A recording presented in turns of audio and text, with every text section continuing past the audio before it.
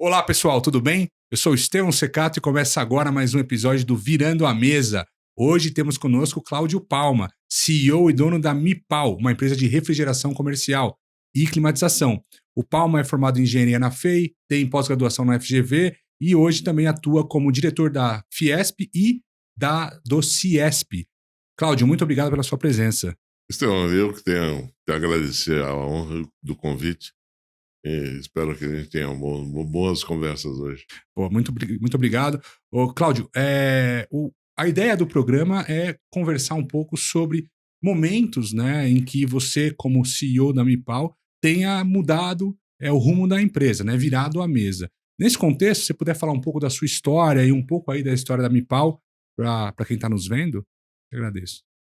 Ok, vamos começar no começo, né, da vida profissional, né?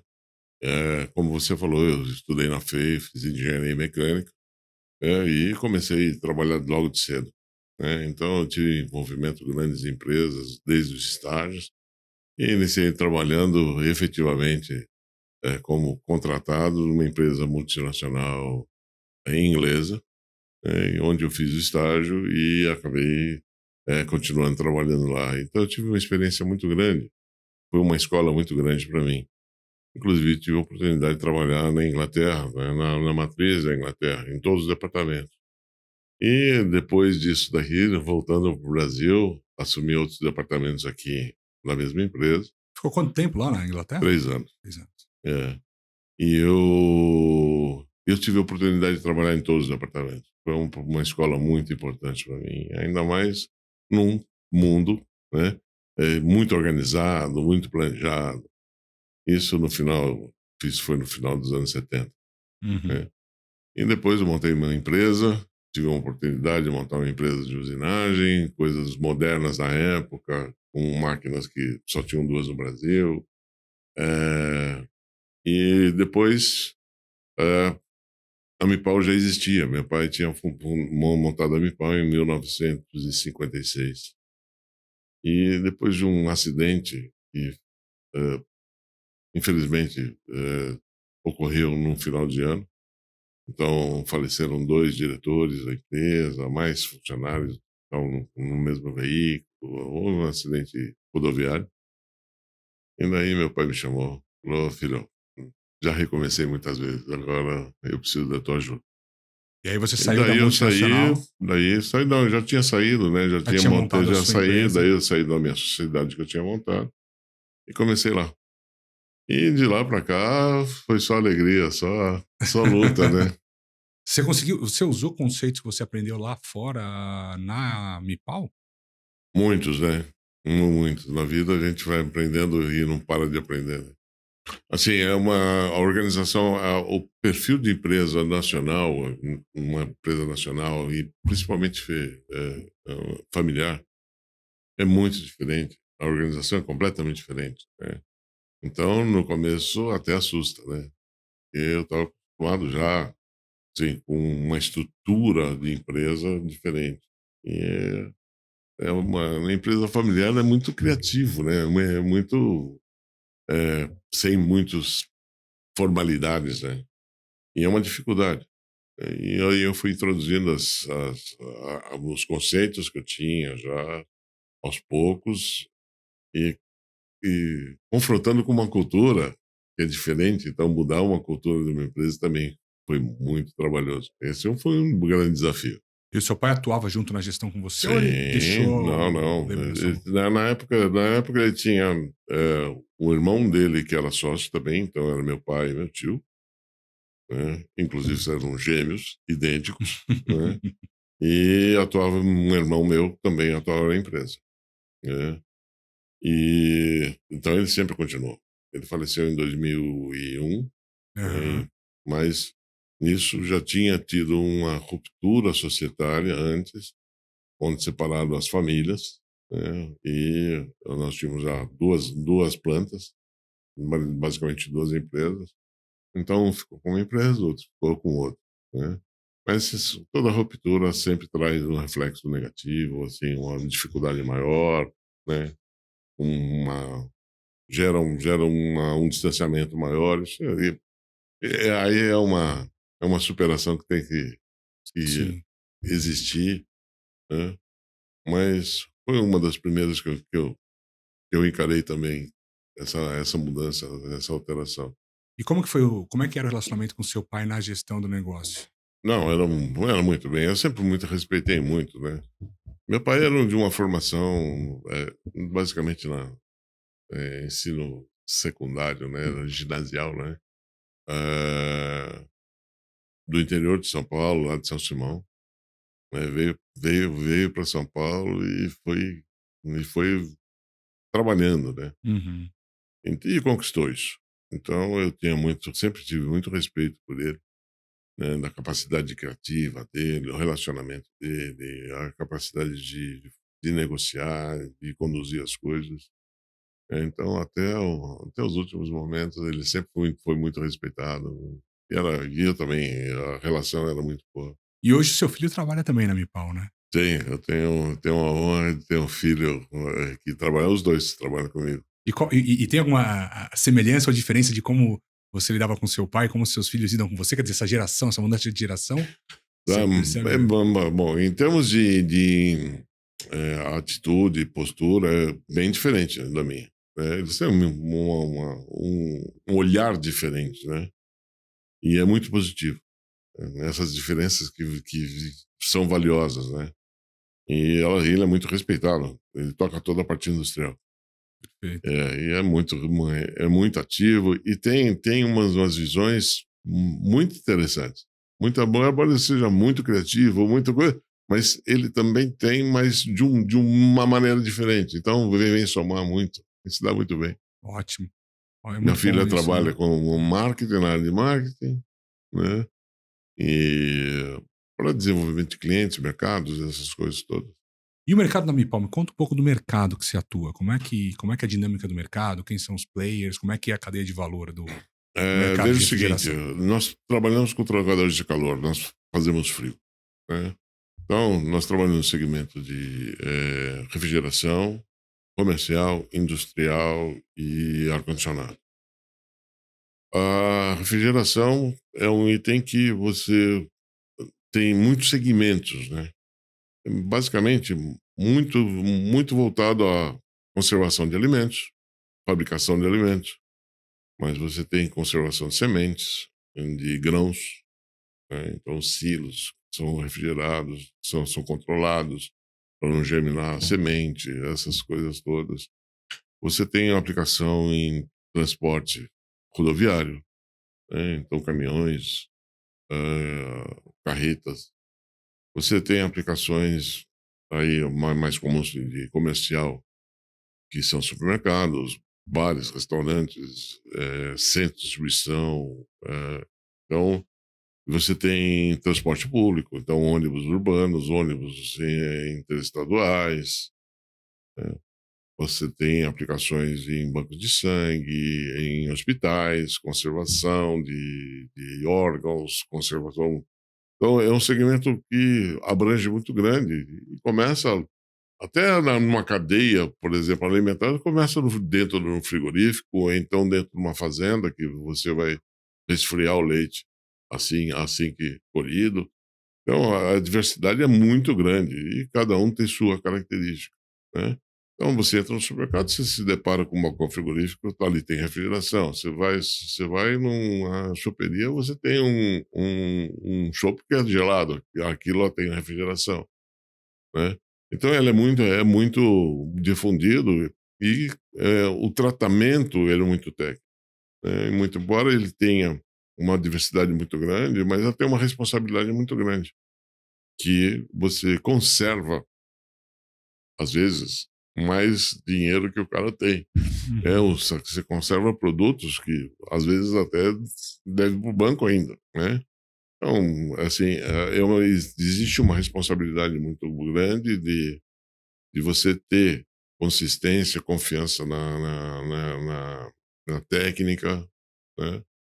Então, o Yamipau tem um nome muito forte no mercado, tanto nacional como internacional. São mais de 50 anos aí de atuação, né? 67. 67.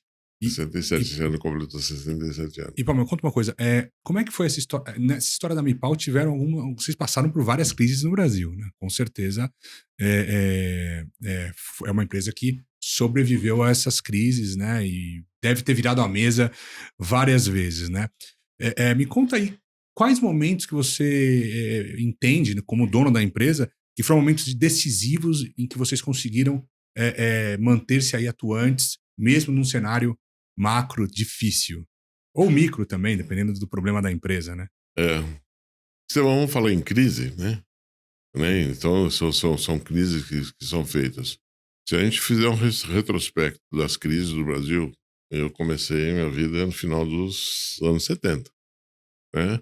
Você tem logo de cara uma crise dos anos 80, né? Ou então de 1980 a 1990, foi a década perdida. Então já é uma crise, né? Você tem, logo em seguida, a crise de 1994, que é a crise do México, né, que teve repercussão, a desvalorização do peso, né, que teve repercussão em todas as moedas dos países em desenvolvimento, inclusive o nosso aqui, né, que teve repercussão grande aqui, como desemprego, depreciação, essas coisas todas. Depois disso, você tem, de 94, veio a crise de 99 do Plano Real, que aí foi um desastre, né? Desemprego, a inflação galopante, taxa de juros chegou a 38,7%. Depois disso, você vem uma crise de 2007, 2008, né, que é financeira, Uhum. também com impactos também terríveis. E depois de 2008, você vê uma crise de 2015, 2014, 2017, né? Que é a maior crise, a mais longa, que eu acho que é a mais impactante, eu acho que, no modo geral, né? E depois vem a pandemia, 2020, e a guerra Rússia-Ucrânia, Tá facinho, né? 2021. Então, falar que é melhor perguntar qual é o momento que você não teve que superar, né? Então, assim, todos os momentos, Uhum. todos são sempre. E cada crise tem uma característica diferente, né? Você tem um aspecto diferente. Então, é sempre novo. É Agora, sempre uma novidade. tem alguma característica comum a todas elas como ferramenta de enfrentamento da empresa com relação a crises? Tem coragem. Coragem, determinação. É, veja, é, eu cito uma passagem que me ficou muito gravada. Não sei se você lembra, em 2009, teve aquele acidente aéreo nos Estados Unidos, em Nova York, né? Ah, um voo que saiu de Nova York o piloto aterrissou no Hudson, Uhum. né? Virou até filme, né? Chama Sully, que é o Uhum. nome do comandante. E esse filme me gravou muito, porque depois do acidente dele, eles pararam duas turbinas logo na decolagem, né? E ele não tinha como voltar. E a decisão dele foi aterrissar no Rio, coisa que o avião não está preparado para isso.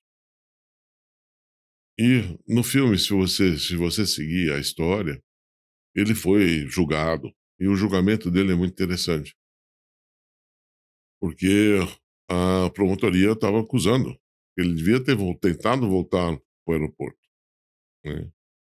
E acusando disso, que pôs em risco 155 passageiros, salvou todos, né? E no final do depoimento eles apresentaram que eles colocaram os pilotos no simulador, tá? E um piloto chegou a aterrissar, então era possível aterrissar no aeroporto. Mas olha que interessante, num momento ele levanta e questiona esse piloto. Falou: você estava no simulador, você não era numa condição real, sem problema. Você sabia o que você queria. Você queria chegar no aeroporto. Quantas tentativas você fez? até chegar na que você resolveu? Ele falou, mais de 20. Ele falou, eu só tinha um. E era real, né? Era real. Então, se me perguntar, é sempre, você tem que ser assertivo. Nessa situação de crise, você tem que acertar e não tem experiência de passado, não tem nada. Você precisa enxergar o momento, o ambiente, né? Teu posicionamento, a posição da tua empresa, a posição dos teus produtos, a posição da tua empresa, gerando internamente em termos de quais são os reais problemas, né? E buscar soluções. E é interessante o que você falou, porque faz muito sentido com o contexto empresarial ou pessoal também.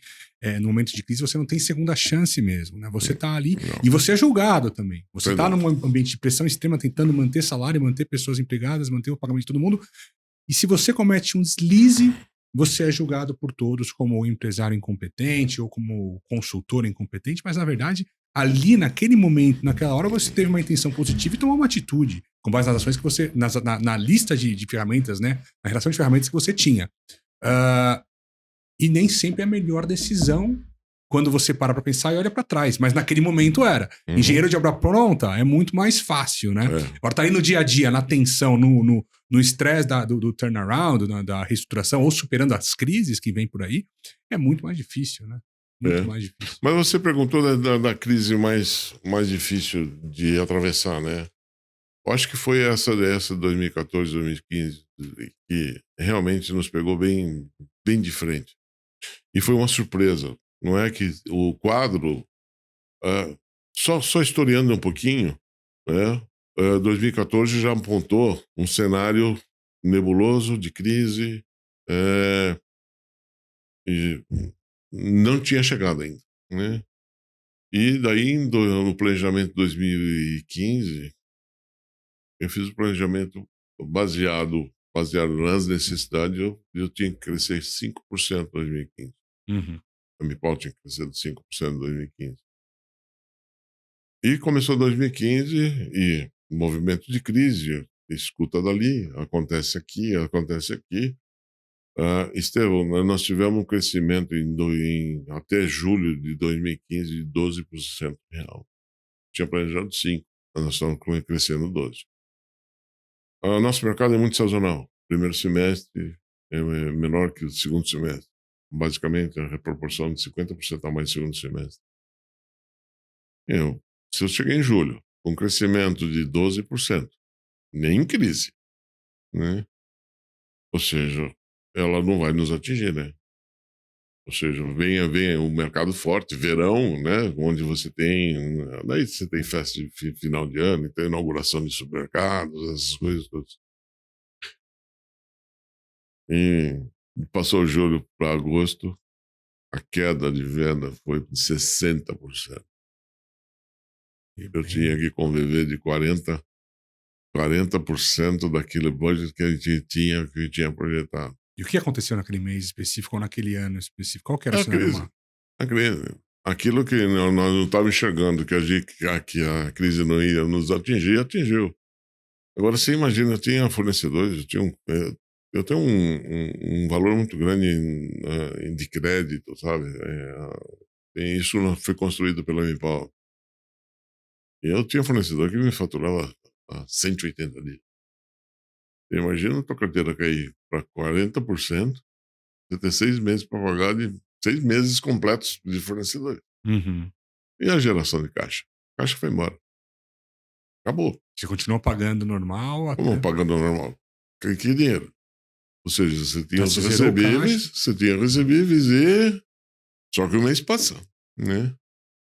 E aí foi uma situação bem difícil. Daí começa a atrasar um, paga o outro, aí é muito difícil, né? E chegou um ponto que só compra à vista.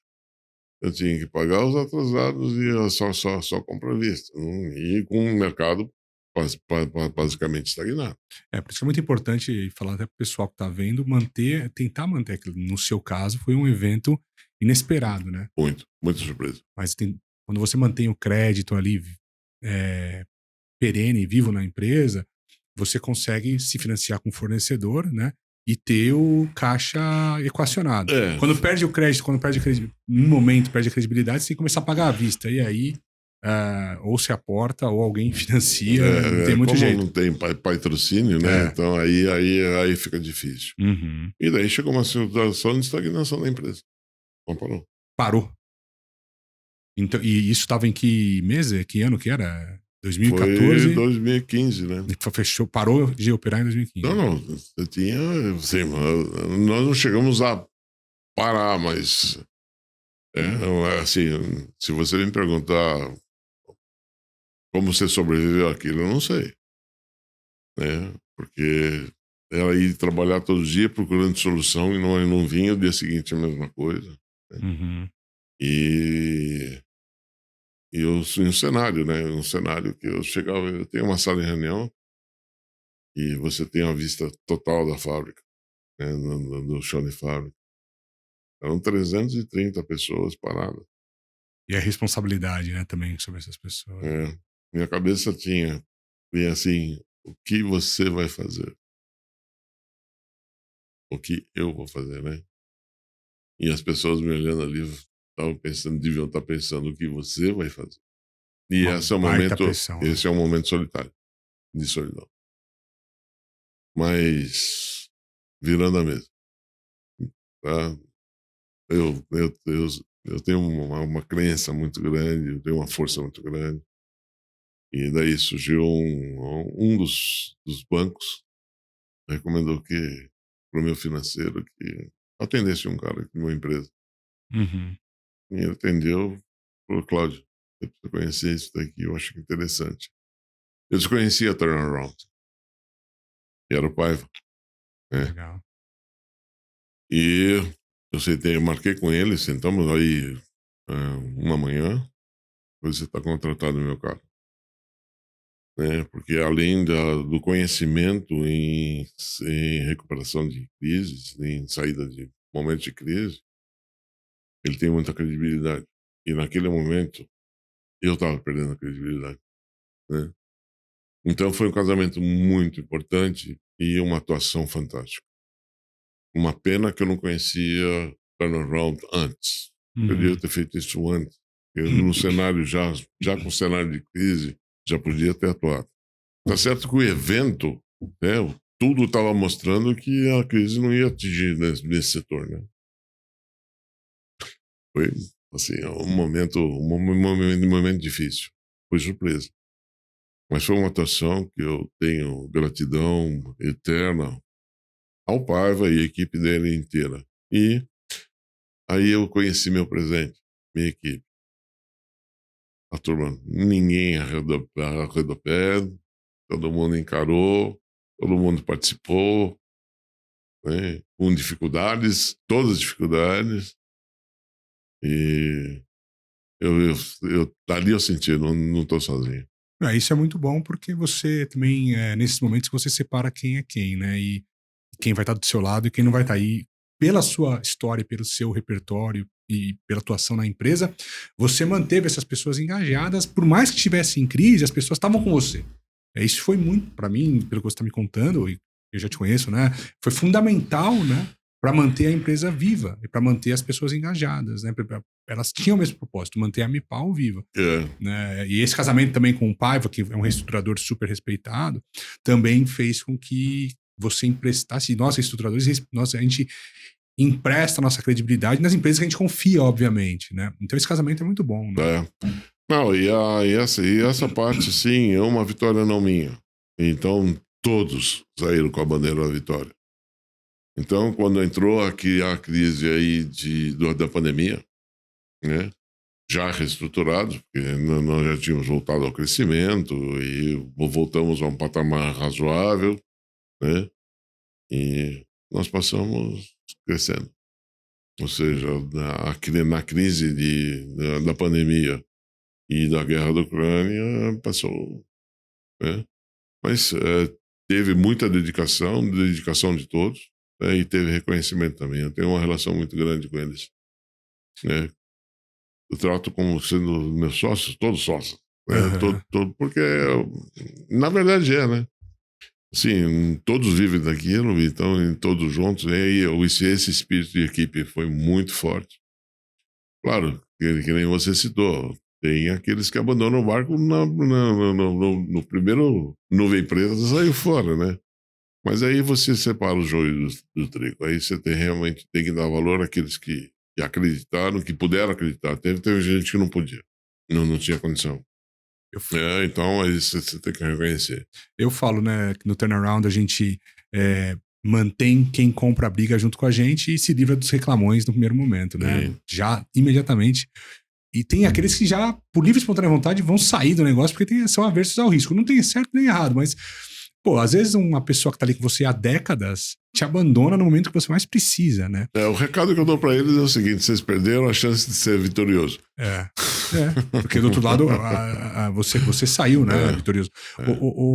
Palma, e me conta uma coisa, do ponto de vista técnico, né, o que vocês fizeram de fato para reestruturar a MIPAL naquele momento, lá em 2015? Como é que foi essa... Bom, como assim, o motivo dessa crise, desse momento, ele não foi de gestão. Eu também, eu me questionei. Eu tô errado, né? E aí, junto com a corporate, tá? E eu abri mão, eu falei, olha, se eu tiver errado, me avisa que eu abro mão e faz. Eu falei, não. Inclusive, turnaround, você mexe primeiro na parte financeira, né? Meu financeiro manteve. Minha equipe toda manteve, porque não foi uma coisa que foi criada ou gerada por desorganização. Isso aqui foi um momento, né, que desequilibrou tudo. E foi longo. A maior crise que teve no país, né, por 2 anos. Então, a minha recuperação demorou bastante, né? E eu fiquei continuei na gestão. E o foco da empresa é desenvolvimento, tecnologia, inovação, sempre foi confiança, né, e relacionamento. Então, nós apostamos nisso. Falei, não, tem que apostar. No primeiro ano, eu fiz 11 lançamentos de renovação de produtos. Você não parou de lançar mesmo na crise? Não, eu acelerei. Eu tinha que fazer um lançamento por mês. Uhum. Um lançamento de produto, de uma linha de produtos novos. Então, trabalhamos muito. Aí, buscando oferecer ao mercado diferenciais, né, que fossem palpáveis, agregando valores, né, com redução de custo, para você ter competitividade, a confiança em termos de performance, isso daqui. Eu nunca tive uma reclamação de performance de equipamento. Nunca. Sabe? Não deu capacidade, falta de capacidade, o equipamento não rendeu isso. Isso eu nunca escutei. Então, isso daí o mercado reconhece muito, porque é o que eu falei, ele conserva as coisas, né, e conserva valores altos, muito maiores que o valor dele. Só um parênteses aqui, quando muitas das empresas entram em crise, elas começam a pecar no quesito qualidade. Isso é um erro, porque depois você fica manchado para sempre, e aí tem um efeito de longo prazo muito grande, né? Muito ruim, muito... E aí, justamente, Estevão, foi a minha aposta. Pontualidade de entrega, qualidade, e relacionamento. Porque eu falei o seguinte: se eu conseguir fazer 3 entregas consecutivas, pontuais, com qualidade, eu retomei o cliente. Então a marcha faz. Você tinha perdido Muito, clientes nessa época também? muito, muito, claro. Se Não eu tinha não como conseguia entregar? produzir, né? Mas eu tive muitos fiéis. É impressionante, Estevão. Tenho fornecedores que acreditavam, mesmo sofrendo, mesmo assim, reconhecendo que assim, eu não conseguia cumprir a obrigação ali, mantiveram em cima. E muitos clientes também. E como E é que foi? grandes. E como é que foi? Grandes, né? Como é que foi a atuação da consultoria? O que foi feito lá no turnaround financeiro, na reestruturação financeira? A primeira coisa foi uma leitura rápida. Eles foram muito ágeis. Em 2 semanas fizeram a leitura da empresa. 2 semanas. Fizeram um levantamento em 2 semanas eu já tinha um posicionamento na condução, quais os caminhos que orientei. Eu não tive outra recuperação judicial. Não tinha outra. Uhum. Podia ser uma recuperação administrativa, podia ser outra, mas naquele momento, naquele estágio, com naquele ambiente que nós encontrávamos, foi isso. Vamos lá. Então, vamos, né? E, assim, o tato tanto na condução interna, como com os fornecedores, como com os clientes, que nós fizemos muito trabalho, né? De apresentar o plano, montar esse plano e apresentar, mas enquanto isso, você tem todos os relacionamentos, né? Então, a corporate assumiu a gestão financeira, né? Ou seja, aquele crédito que eles tinham e emprestaram para a Mipal, né? Que era basicamente uma garantia de pagamento, essas coisas todas. Então as coisas começaram a movimentar, crescer e voltar, o mercado volta e atuando na parte organizacional e na parte de produto, essas coisas todas, e do relacionamento também. E daí foi retomando. Mas assim, é uma sensação de. É uma sensação. No final é uma vitória, sem dúvida nenhuma, né? Mas se você olhar para trás, aquele período que eu comentei agora, de 1980 até agora, só vivemos crise. Agora, olha que aspecto interessante. 1980, a renda per capita do Brasil era $24.000 per capita. Hoje, $8.000. É. Então, dá para enxergar, né, que alguma coisa está acontecendo e forte, e assim, as ações, né, que independe da vontade ou do, do desempenho, afetam, né? Então, são muitas questões externas que nós temos que estar protegidos, né? Então, é o que eu falo, Estevão, né? Nós somos bons gestores de negócio, né? Quando você precisa de um gestor de crise, contrata um. É verdade. Às vezes a gente. É que nem o Pozo, né? Você tem uma chance. Né? E na vida a gente aprende que você tem conhecimento, você tem a competência e a habilidade. Conhecimento é o saber, ou seja, você estuda, você vai numa FIA, estuda, sabe. A capacidade é saber fazer, né? Ou seja, você pratica aquele conhecimento. E a habilidade é saber fazer bem. Turnaround é saber fazer bem. E uma coisa que você não está fazendo todo dia. E o Isso não importante. é marketing de turnaround, não, mas Não, é. mas é a realidade. É aquele negócio. Vou mantendo o paralelo com o piloto, né? Não é. O bom piloto ele não vai ser o cara que leu 10 livros sobre como pilotar. É o cara que começou no teco-teco ali, pilotou, depois foi para um São Paulo, São José, depois São Paulo Rio, depois São Paulo Vitória, São Paulo Porto Alegre, fez a rota doméstica, depois ele faz o primeiro voo para o México, depois para os Estados Unidos, depois ele faz um transatlântico. Então são horas, são milhagens de voo. Essas milhagens de voo é que vão dar o calejamento necessário para enfrentar uma situação de crise e uma situação de turnaround. Né? Então é muito mais inteligente, quando está passando por isso, contratar um especialista. E não é demérito algum, né, fazer isso. E tem gente que ainda acha que recorrer à ajuda externa é demérito. E isso é muito pouco inteligente. Porque é a mesma coisa que você vai num médico e você tende a achar que você é melhor do que o médico. É o mesmo paralelo. Não funciona, né? Então a sua decisão realmente mostrou-se bastante acertada. Né? E no momento, Estevão, muito grande, muito, muito difícil, você sabe disso, né? Porque no momento que entrou nessa crise, né, nesse momento, daí meus sócios, que eram meus irmãos, né, em vez de vir ajudar, começaram a atrapalhar. E atrapalharam muito, muito, muito, porque criticaram a administração, né? Eles eram sócios da Amipal também. Sócios, eram meus sócios. E, sim, e não trabalhava, olha, obviamente. Ela falou porque você errou, né? E aí foi difícil. Você conviver com esse cenário, você tem que atuar e a responsabilidade. A responsabilidade, você não imagina a responsabilidade de você ver 330 famílias ali e falar: o que, que eu vou fazer? Mas o que você sentiu? Qual a Não, sensação ali? não, frio da barriga. Eu falei, não dá, eu não posso abandonar esses caras. Né? Não posso abandonar a minha família, mas também não posso abandonar eles. Ou seja, tá dependendo de alguma coisa, né?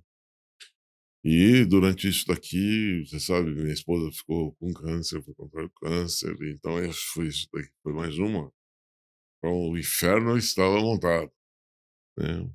Mas aí superamos e vamos trabalhar, trabalhamos 2 anos nisso aqui, infelizmente ela veio a falecer, Ah, mas foi tudo junto.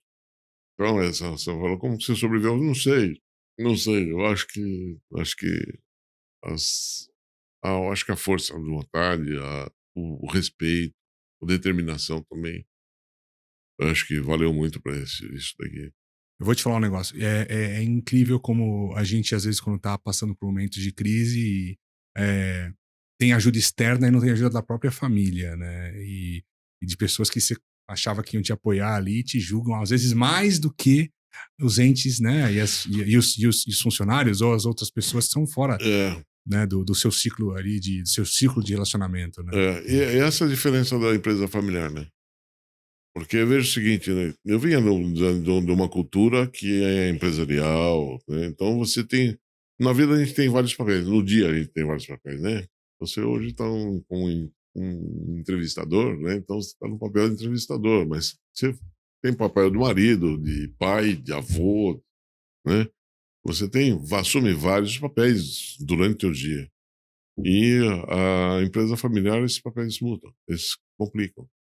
Porque você tem ressentimentos de passado que influenciam na sua vida. Então, aquele ambiente que deveria ser estritamente técnico ou um ambiente de organização, aquele mistura com ressentimentos, sentimentos e disputas e coisas que ficaram mal resolvidas no passado, né? Isso para quem trabalha e para quem só recebe. Sim. Né? Dividendos, né? Não, e esses normalmente que só recebem não mais trabalho que o trabalho, porque o trabalho está ali. Tá vendo ali, né? E você está arriscando tudo, né? Os teus conhecimentos, arriscando tudo e está enxergando a responsabilidade que você tem. Outro não, ele quer receber, ele quer criticar, quer dar palpite, quer mudar, quer que você vá embora. E como é que Então ficou? Você teve uma reestruturação societária também? graças a Deus, teve durante todos esses momentos, né? Um a um. Eu não fiz nenhum movimento para isso. Cada Uhum. um, cada um deles plantou o seu caminho e E hoje você tem 100% da empresa. sim. Quer dizer, foi ao longo do tempo aí, tirando essa base de acionistas É, que não é, estavam agregando na muito. verdade, eles retiraram, né? Eu não tirei. Ah, é? Mas assim, assim você colhe o que você semeia, né? Então eu semeio coisas que são pro bem, né? Uhum. Eu acredito pro bem. E eu acredito que tudo aconteça pro bem. Sim. Minha vida mostrou isso sempre. Essa vida, principalmente a vida de crises constantes, né, que nós vivemos. Aí eu já tô pondo você também, que de 80 até aqui, você tava Eu nasci em 81, eu já. presente, né? Presente, né? Então, você é que nem eu. Eu comecei a minha vida profissional nessa época, né? E minha vida inteira eu só tô em crise. Né? Você E você acaba. só viveu crise, meu cara. Você não É, viveu nenhum momento de boom crescimento, bom econômico. econômico, só. Anos Né? dourados, né? É, Putz, não, né? então. É, Então, daí eu pergunto para vocês, como que vocês viveram até agora? Em crise. pois é. Mas Você acaba. feliz, assim, você trabalhando e entendendo isso daqui. Quando você cria consciência de que a crise tem começo, meio e fim, e você entende que Não, ela não, vai passar. não tem fim. Você não sabe quando terminar. Você É, vê de 2014. mas uma hora vai acabar, né? Aquilo ali não pode durar Sim, para sempre. E, sim. por exemplo, Eu não e sei outra quem coisa. acaba antes, né? Então, Aí o risco é esse, né? mas o acabar pode ser o fechar. Pode? Acabou. Sim. Né? Aí pelo menos você descansa em paz, né? Eu não sei se você teria paz com isso, não, é porque assim, assim o ritmo, eu não consigo ficar parado, né? Eu tenho que sempre arrumar um encrenca. Quando você vai se aposentar, eu dificilmente, meu cara, porque o primeiro É, dia da aposentadoria eu tô criando alguma coisa. eu também, eu falo pra minha esposa que eu vou trabalhar até os 85 anos, né? Né? Ela falou, você é louco, né? Depois você vai começar a viver a vida. É isso. Paulo, fala uma coisa, de toda essa vivência, desse momento que você mencionou, 2014, 15 a 17, que na Mipal foi um momento de virada de mesa mesmo, né? Foi o Total. momento mais difícil da empresa, né? O Total. que você leva para a vida e o que você pode falar para quem está nos ouvindo, pô, que está passando por isso agora? Estou precisando virar a mesa da minha empresa. O que é que você tem de recomendação? Acredito. Acredita no teu potencial, acredita na tua experiência, tá?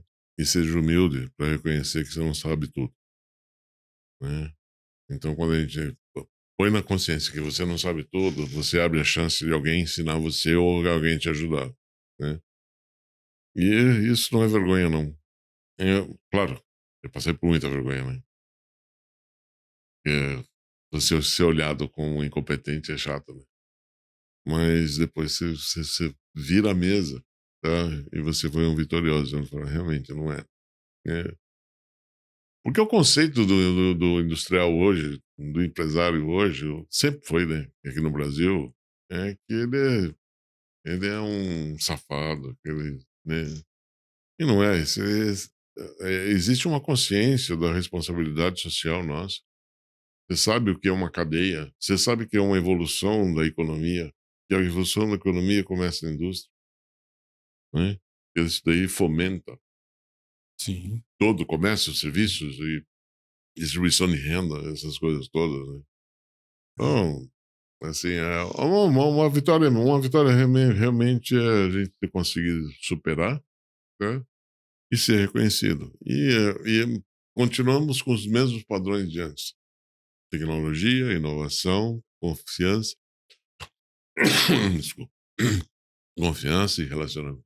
Eu falo nas redes sociais aí bastante de pessoas que criticam empresários em crise. Então você tem muito julgamento, né? E muito julgamento de parente, de amigo, de conhecido, de colega, que fala, putz, tá vendo? Não deu certo. Mas, cara, o empreendedor é o cara que move o país. Sem o empreendedor, não teríamos empregos. Então, o trabalho desse cara que trabalha num banco, que trabalha num investment banking, que é um amigo que não sei o que tá te julgando ali, depende do seu ato de empreender, porque as pessoas que empreenderam ali são as que estão gerando toda a economia e girando a economia. Então, eu falo, pessoal, se vocês têm um amigo ou um parente que está passando por dificuldade, ajude, né? Não critique. Vai lá e ajude emocionalmente, ajude psicologicamente, porque esse é o cara que está gerando emprego. Esse é a pessoa que está tomando risco, está colocando a vida no negócio, está colocando o patrimônio no negócio, está colocando a reputação no negócio. E se der certo, vai ser tributado, né? E depois vai ganhar o seu dinheiro. Ah, E no concurso de credores é o último a receber esse negócio dando sem errado. dúvida. Então, assim, se não tem má fé, não tem malícia, não tem maldade, Uhum. se o cara é ético, ele tem que ser ajudado, ele não tem que ser criticado. Né? E a gente tem esse estigma, pô, empresário que tá indo mal é empresário safado, empresário bandido, tá rico na pessoa física e tá quebrando a empresa. Tem alguns que são assim, mas isso é uma generalização muito ruim. A maioria não é. A maioria são pessoas honestas que estão ali trabalhando, dando o seu melhor para fazer o negócio certo. Então, muito bem, vale muito o que você falou. Agora você me fez lembrar uma coisa que eu me arrependo de não ter falado. Eu agradeço a minha família. Minha família, meus filhos, minha esposa. Que faleceu também. Porque, falou, Cláudio, precisa ir para debaixo da ponte, nós vamos juntos. Tá? Então, isso é força. Vai, eu não acredito, vamos em frente, vamos enfrentar o que tiver. E quando você está bem, ganhando dinheiro, o núcleo familiar se expande de uma forma assim, não linear, é exponencial o número de primo que aparece. É. Né? Agora, quando você está passando pela crise, aí você conhece quem é seu núcleo familiar mesmo, quem são aquelas pessoas, e são poucas, né, que ficam do seu lado ali. Mas você imagina ela com câncer, É. né, precisando de ajuda. Né? Eu precisando de ajuda, né? Sim, sim, foram Graças a Deus ela teve uma vida de 2 anos e 3 meses, né? 2 anos e 2 meses foi excelente. Uhum. Sabe? Claro, com sofrimento, com radioterapia, quimioterapia, essas coisas todas, mas bem, eu olhava para elas, não dava dinâmica, tal, esse negócio todo. Então, assim, deu uma qualidade de vida. Aí ela perguntava se você dessa. Aí entra aqui uma questão, Estevão, que eu aprendi muito com o livro do Jack Welch, Paixão por Vencer. Uhum. Ele tem um capítulo que eu não esqueço, isso está sempre na época, é sobre a franqueza.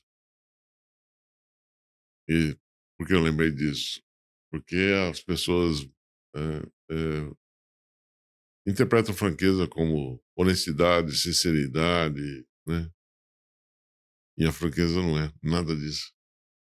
É você ter a percepção da outra pessoa se ela está preparada para ouvir o que você tem que falar. Muito interessante. Por que eu mencionei Jack Welch? Foi ele que reergueu a GE. A GE estava falida, né? E um dos pontos fundamentais, agora voltando para o nosso caso, de que você tem que usar isso é você conhecer o que é franqueza. Então você ter a sensibilidade, né, e de captar isso daí para cada um.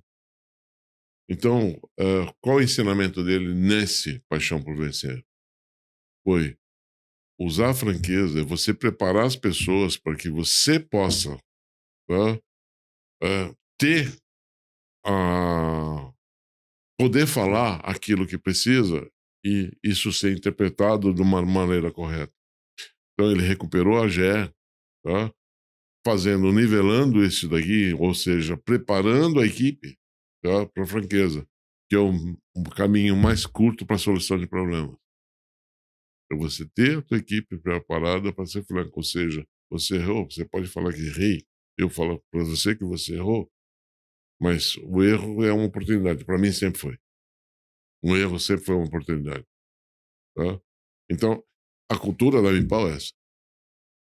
Né? Então, você ter uma tua equipe preparada e você ter a consciência daquilo. Porque eu falei que eu estava falando da minha esposa e ela me perguntava, eu vou sair dessa? Difícil, né? Eu respondo, Pois é. né?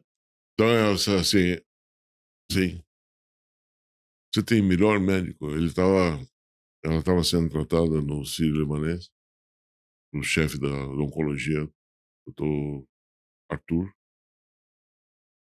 falou, existe médico ou equipe melhor que o dele para te tratar? Não, confia nele. Uhum. Eu não fui inverídico, só que eu Sim. não podia falar o que eu estava pensando. Mas eu não menti, né? Mas é o que eu tinha. Então, quando você tem essa sensibilidade daquilo que você pode falar e há uma recuperação, tá? Você tem a liberdade de colocar os problemas e fatos na mesa, você é o melhor caminho de solucionar esse problema. Então, ter esse conhecimento, recomendo a leitura. Capítulo 4 do Paixão por Vencer, né? Do Jack Welch. Vale a pena. Vale a pena para a vida. Perfeito. Palma, muito obrigado pela sua presença. Pessoal, chegamos ao final aqui de mais um Virando a Mesa. Por favor, nos sigam nas redes sociais.